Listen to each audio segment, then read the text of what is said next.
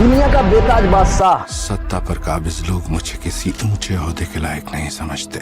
जिसने खुद अपने सर पर क्राउन रखकर ये साबित कर दिया कि पावर किसी पोप की देन नहीं बल्कि खुद की दम की होती है। फ्रांस का ये ताज पड़ा मिला गटर में और मैंने इसे अपने सिर पर रख लिया। यूरोप के बादशाहों के लिए फांसी का फंदा लेकर उतरने वाला नाम नेपोलियन बोनापार्ट।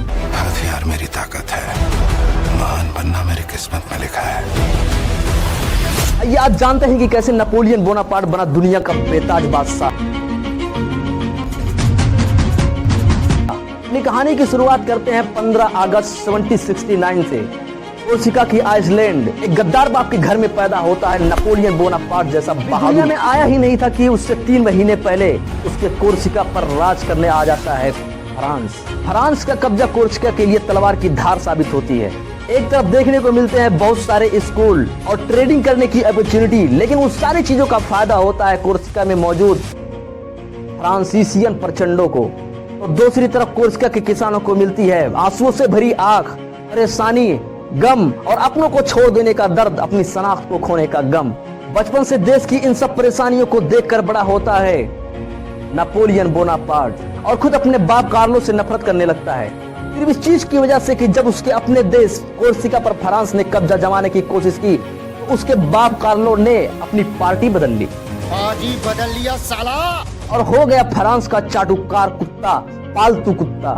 लेकिन उसी गद्दार बाप की वजह से नेपोलियन बोनापार्ट को मिलती है फ्रांस की मशहूर ब्रेने मिलिट्री स्कूल के अंदर दाखिल। लेकिन वहां पर फ्रांसीसियन लैंग्वेज, फ्रांसीसियन भाषा न आने की वजह से नेपोलियन बोनापार्ट को झेलनी पड़ती है बहुत सारे टॉर्चर, मजाक जो फ्रांसीसियन लड़के करते हैं उसके साथ। इन सारी चीजों को इग्नोर करके नेपोलियन, छोटा सा नेपोलियन, 9 साल का नेपोलियन सारी चीजों को इग्नोर करता है और अपने जियोग्राफी और मैथमेटिक्स की किताबों में मशगूल रहता है, डूबा रहता है। वक्त के साथ 1784 नेपोलियन 15 ईयर्स का हो जाता है और फ्रांस की सबसे प्रेस्टिजियस स्कूल एकोले मिलिटेयर में उसकी दाखिला हो जाती है। वहां पर 2 साल में पूरा होने वाले कोर्स को 1 साल में पूरा करके पूरे टीचर्स का ध्यान अपनी तरफ आकर्षित कर लेता है और वही टीचर सपोर्ट करते हैं 1785 में और 16 ईयर्स का नेपोलियन बनता है लेफ्टिनेंट ऑफ आर्टिलरी।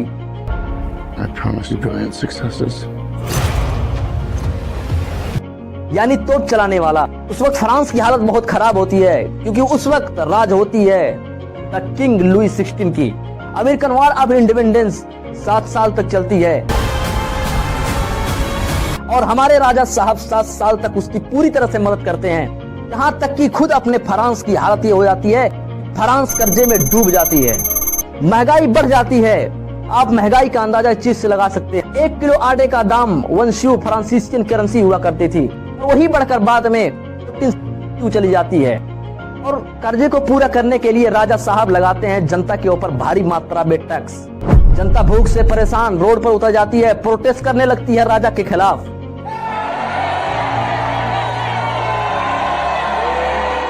राजा से मदद मांगती है, राजा साफ तौर पर मना करते हैं मदद करने से और आखिरकार 21 सितंबर 1792 को एक नई ताकत वजूद में आती है, पावर ऑफ रिपब्लिक की सहारा। अब हो जाती है राजा की सत्ता कमजोर। आखिरकार 21 जनवरी 1793 को किंग लुई 16 और क्वीन मेरी को गिलिटाइन मशीन से एग्जीक्यूट कर दिया जाता है, मार दिया जाता है। नेपोलियन की गद्दी खाली हो जाती है, लेकिन राज के अंदर बहुत सारे लोग बगावत पर उतर जाते हैं। टोरनोल के लोग खुली तौर पर बगावत करनी शुरू कर देते हैं और अपने राज्य के अंदर बुला लेते हैं ब्रिटेन के लॉर्ड हुक को और उसके कुछ ही देर बाद वहां पर पहुंचते हैं स्पेनिश लोग और इन लोगों को भगाने में लगते हैं 8 महीने, लेकिन उसके बाद भी भगा नहीं पाते हैं। फिर उसके बाद आता है 24 ईयर्स का नेपोलियन बोनापार्ट और आते ही वो मैप को उठाता है और एक ऐसी स्ट्रेटेजी अपनाता है कि सबसे ऊंचे जगह पर ले जाकर के आर्टिलरी को फिक्स करता है और वहां से वो कहता है कि हम सबसे पहले पोर्ट पर कब्जा करते हैं और पोर्ट पर कब्जा करने के बाद वहां पर अपने आर्टिलरी को फिक्स करता है और समंदर में खड़ी ब्रिटेन और स्पेन की नेवियों पर गोले बरसाना शुरू कर देता है।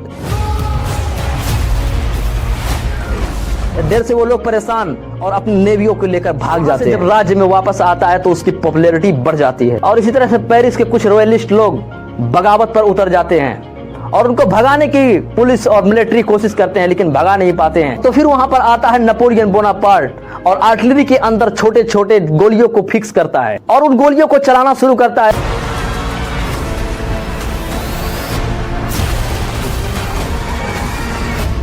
और 2 घंटे के अंदर वो सारे का सारा प्रोटेस्ट खत्म। उसके बाद उसकी पॉपुलैरिटी और बढ़ जाती है। फिर आया साल 1796 का। नेपोलियन को मिलती है इटली के अंदर मौजूद फ्रांस की छोटी सी मिलिट्री के गिरोहों की, और वहां पर वो पहुंचता है और उनके लिए एक स्ट्रेटेजी अपनाता है, उन्हें स्पीच देता है और वो कहता है बगैर रूल के जीतना बहुत ही नामुमकिन है।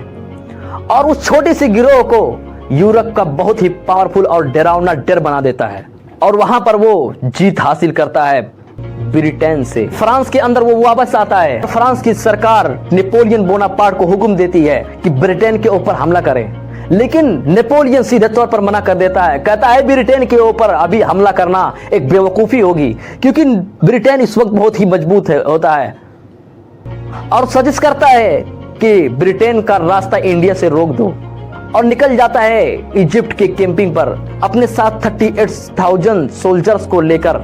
कुछ 10,000 सोल्जर्स ऐसे होते हैं जो नेवी चलाने वाले होते हैं, और उसके साथ होते हैं इंजीनियर्स और स्कॉलर्स जिनकी तादाद होती है 167। इनमें से कुछ लोग ऐसे होते हैं जो इजिप्शियन कल्चर और वहां की साइंस को स्टडी करने के लिए जाते हैं। और इन्हीं लोगों ने बाद में एक बहुत बड़ी प्रोजेक्ट बनाया, डिस्क्रिप्शन दी इजिप्ट, जो इजिप्ट की हिस्ट्री, प्लांट्स, एनिमल और मोन्यूमेंट का इंसाइक्लोपीडिया है। और इसी एक्सपेडिशन के दौरान मिलती है रोसेटा स्टोन, जो पुराने इजिप्शियन भाषा का राज खोल कर रख देती है। 38,000 सोल्जर्स, 167 साइंटिस्ट, 10,000 नेवी चलाने वाले, इतनी बड़ी एक्सपेडिशन, इतनी बड़ी गिरोह किसी ने देखी भी नहीं होती है। नेपोलियन की सबसे बड़ी पावर उसकी स्पीड और उसके स्ट्रेटेजीज थे। इतने सारे लोगों के साथ बहुत ही स्पीड के साथ मिस्र में बढ़ता ही रहता है और वहां पर एक बेहतरीन स्ट्रेटेजी अपनाता है, स्कोर फ्रेमेशन नाम की स्ट्रेटेजी, जिसके चारों तरफ इन्फेंट्री होते हैं और बीच में होती है सप्लाई, और उसके इर्द गिर्द होती है आर्टिलरी और तोप से भरे लोग। जब नेपोलियन बोनापार्ट हुक्म करता है और आर्टिलरी को गिराना शुरू कर देता है तो दुश्मन की जान हलक में आ जाती है।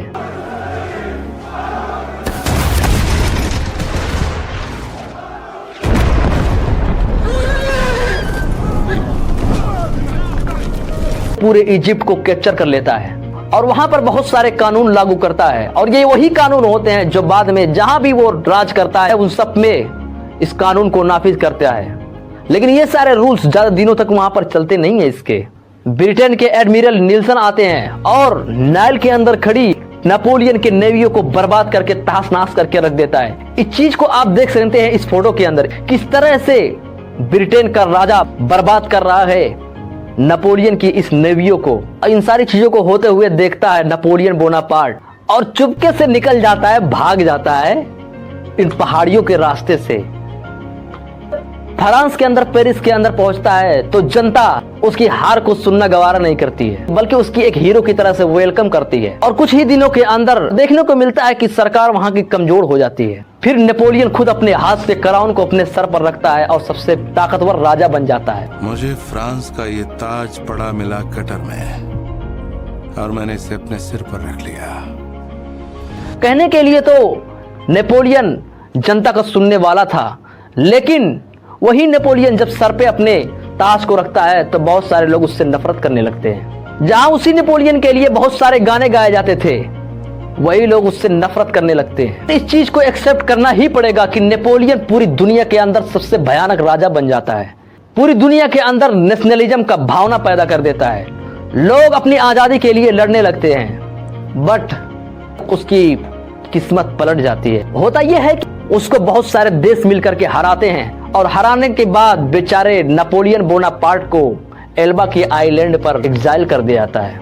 नेपोलियन चुप कहां बैठने वाला वहां से भाग आता है और आने के बाद फौरन ही सत्ता को हासिल कर लेता है, और इसी को कहते हैं 100 डेज ऑफ रूल। लेकिन वॉर ऑफ विट्रोलो में नेपोलियन को ब्रिटेन और प्रशिया पूरी तरह से हराते हैं, और हराने के बाद यूरोपियन कंट्री दोबारा रिस्क नहीं लेते हैं और नेपोलियन को भेज देते हैं साउथ अटलांटिक के एसटी हेलन आइसलैंड पर। 1821 को उसी आइसलैंड पर मर जाता है। यानी यूरोप का बेताज बादशाह आखिरकार बेचारा अपनी जिंदगी के आखिरी दिन आखिरी पल एक वीरान टापू पर गुजारता है तो कुछ इस तरह से बन जाता है दुनिया का सबसे बेताज बादशाह, सबसे बड़ा शासक। दोस्तों ऐसे इंफॉर्मेटिव डॉक्यूमेंट्रीज के लिए जुड़े रहे हमारे अपने चैनल द शक्र खान लॉजिक्स से।